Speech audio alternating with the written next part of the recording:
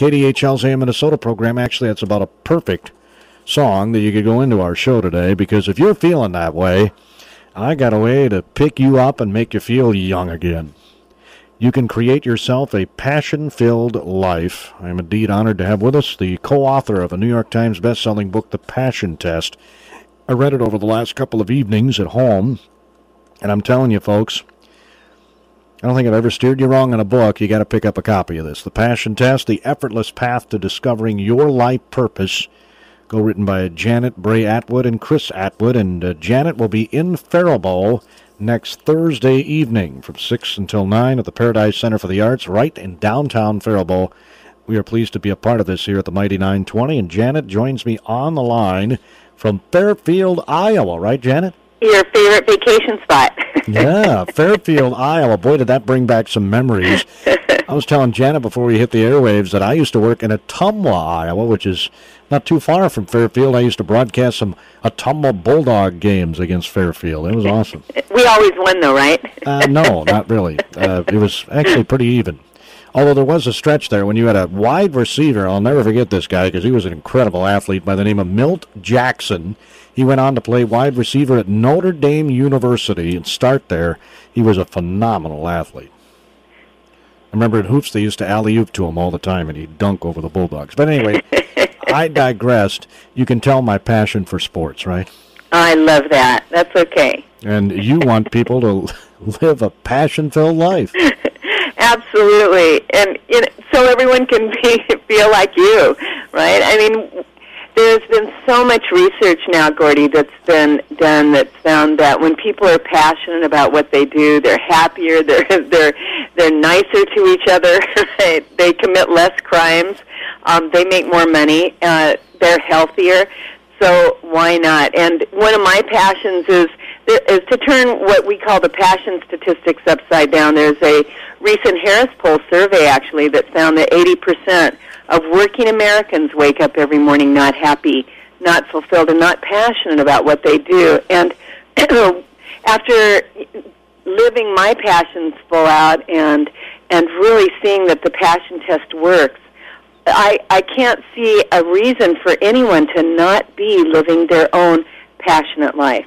We're going to get into how the Passionate Test was born in our next segment on the show, but let's get a little of your background, Janet, if you would, please. I understand you've been a salesperson in a number of companies, always with the top salesperson in those companies. I was. My job before I really got into the world of transformation was I used to manage the marketing division of a company called Books Are Fun in Fairfield, which was actually the third largest book buyer in the United States. And when I was working with them, they sold 2 Reader's Digest for $360 million. Then I went on to partner with Mark Victor Hansen of Chicken Soup for the Soul, the co-author of the Chicken Soup for the Soul series, and created a program called the Enlightened Millionaire Program. And then from there, I started giving the Passion Test all over the world.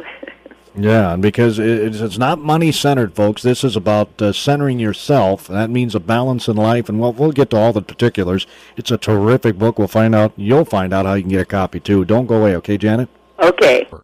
Gordy Kosfeld here on our KDHL AM Minnesota show. And with me this morning from Fairfield, Iowa, is Janet Attwood. She's the co-author of the New York Times best-selling book, The Passion Test, and she'll be in Faribault next Thursday, right, Janet?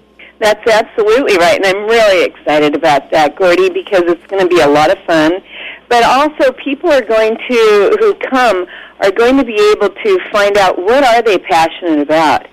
And there's this book out called Success Built to Last.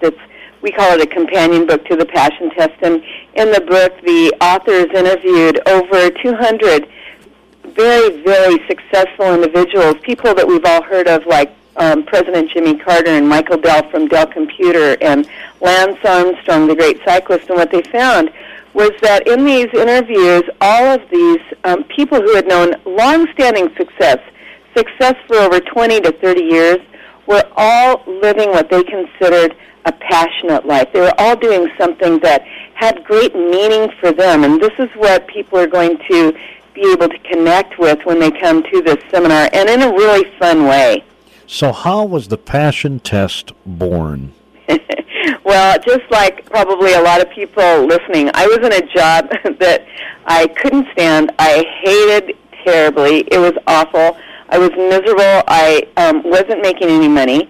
And one day I decided I had to do something different. I went to this seminar.